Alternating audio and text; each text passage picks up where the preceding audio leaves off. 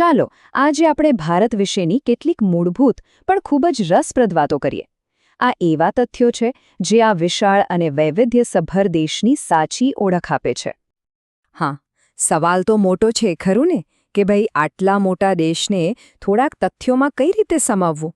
પણ ચિંતા ના કરો, આપણે એકદમ પાયાથી શરૂઆત કરીશું અને ભારતની ઓળખના મુખ્ય ઘટકોને એક પછી એક સમજીશું. તો કોઈ પણ દેશની ઓળખ ક્યાંથી શરૂ થાય? એના પ્રતીકોથી. આ ખાલી ચિહ્નો નથી હોતા, પણ એ દેશની ભાવના, એની સંસ્કૃતિને દર્શાવે છે. તો ચાલો સૌથી પહેલાં ભારતના રાષ્ટ્રીય પ્રતીકો પર એક નજર નાખીએ. જુઓ, અહીં આપણી સામે છે રાષ્ટ્રીય પ્રતીકો. વાઘ, જે શક્તિનું પ્રતીક છે. મોર, એની સુંદરતા માટે. કમળ, જે શુદ્ધતા દર્શાવે છે. અને હા, ફળોનો રાજા કેરી. હવે એક મજાની વાત, ક્રિકેટ ભલે ગમે તેટલું લોકપ્રિય હોય, પણ આપણી રાષ્ટ્રીય રમત તો હોકી જ છે. આ બધા પ્રતીકો મળીને દેશના સમૃદ્ધ વારસાની એક ઝલક આપે છે. અચ્છા, હવે એક એવી વાત જે ઘણા લોકોને નથી ખબર હોતી. શું આપણે જાણીએ છીએ કે ભારતમાં રાષ્ટ્રગીત અને રાષ્ટ્રીય ગીત એ બે અલગ અલગ છે? હા, વંદે માતરમ જે બંકિમચંદ્ર ચટ્ટોપાધ્યાયે લખ્યું છે એ આપણું રાષ્ટ્રીય ગીત છે, અને જનગણમન જે ગુરુદેવ રવિન્દ્રનાથ ટાગોરની રચના છે એ આપણું રાષ્ટ્રગીત છે. બંનેનું મહત્વ અને સ્થાન અલગ અલગ છે. સારું, પ્રતીકોની વાત તો થઈ ગઈ, પણ આ પ્રતીકો પાછળ જે આધુનિક ભારતનો વિચાર હતો એ કોણે આપ્યો? હવે વાત કરીએ એ મહાનુભાવોની જેમને આપણે રાષ્ટ્રના શિલ્પકારો કહી શકીએ. શરૂઆત કરીએ ભારતના પ્રથમ રાષ્ટ્રપતિથી. એ હતા ડૉક્ટર રાજેન્દ્ર પ્રસાદ. દેશના સર્વોચ્ચ પદ પર બેસીને એમણે નવા બનેલા ગણતંત્રને સ્થિરતા આપી. અને જો રાષ્ટ્રના વડા રાષ્ટ્રપતિ હતા, તો સરકારના વડા કોણ હતા? એ હતા પંડિત જવાહરલાલ નહેરુ, ભારતના પ્રથમ વડાપ્રધાન. દેશની શરૂઆતની દિશા નક્કી કરવામાં એમનો બહુ મોટો ફાળો રહ્યો. અને હવે એક એવા વ્યક્તિની વાત જેમના વગર આધુનિક ભારતની કલ્પના જ ન થઈ શકે, ડૉક્ટર B.R. આંબેડકર.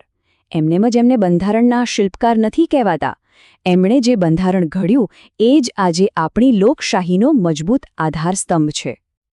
તો આ મહાન નેતાઓએ દેશ માટે કેવું માળખું બનાવ્યું? એમણે જે લોકશાહીની બ્લૂપ્રિન્ટ તૈયાર કરી, ચાલો હવે એને સમજીએ.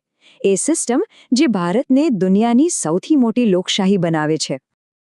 આખી દુનિયા બદલાઈ રહી હતી. જુઓ, 1945માં યુએનની સ્થાપના થઈ, અને એના બસ 5 જ વર્ષમાં 26 જાન્યુઆરી 1950ના રોજ ભારતે પોતાનું બંધારણ અપનાવ્યું અને ગણતંત્ર બન્યું. અને તરત જ 1951-52માં દેશે પોતાની પહેલી સામાન્ય ચૂંટણી જોઈ. કેટલી ઝડપથી એક લોકતાંત્રિક દેશ તરીકે ભારતે સફર શરૂ કરી. 543 આ ખાલી એક આંકડો નથી. આ ભારતીય સંસદના નીચલા ગૃહ એટલે કે લોકસભાની બેઠકોની સંખ્યા છે. અહીંયા જ લોકોના ચૂંટાયેલા પ્રતિનિધિઓ બેસે છે અને દેશનું ભવિષ્ય નક્કી કરે છે. આજ તો છે લોકશાહીની અસલી તાકાત.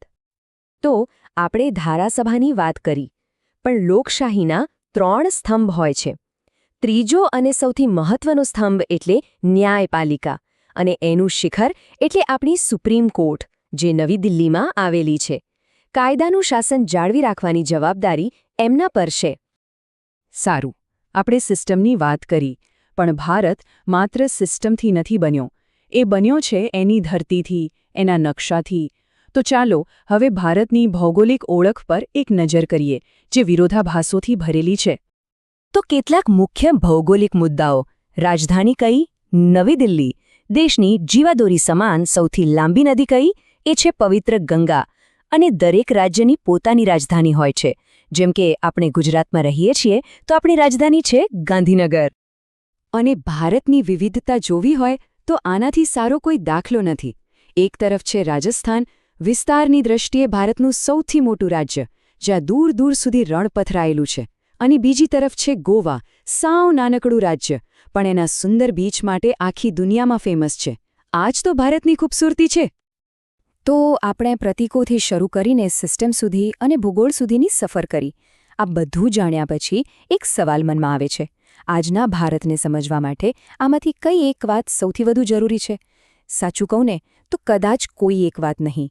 આ બધી જ કડીઓ જ્યારે એકસાથે જોડાય છે ત્યારે જ ભારતની સાચી તસવીર બને છે. આ વિશે શું માનવું છે?